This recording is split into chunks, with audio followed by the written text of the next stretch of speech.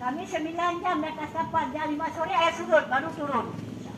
Waktu tu nampaklah kampung kami rata dengan tanah. Nampaklah mai berimpangan di jalan, tidak ada lagi rumah, sudah habis semua sampai ke Udele, dekat kami ke Udele tu ada pelabuhan itu, tidak ada lagi pelabuhan, ada di laut. Tidak ada kapal cepat Sabang Banda Aceh tu, buka-buka.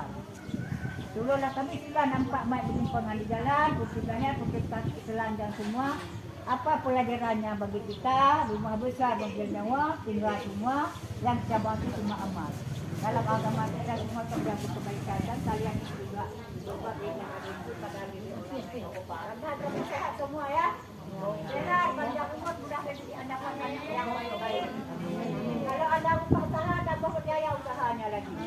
Kalau ada yang kerja di pemerintah, tambah bagus karirnya lagi. Nah kan, kalau belum dapat jodoh anakmu, dapat jodoh yang baik. Kalau sudah menikah, sudah ada keturunan, kau kasih keturunan ya Allah, keturunan yang baik-baik.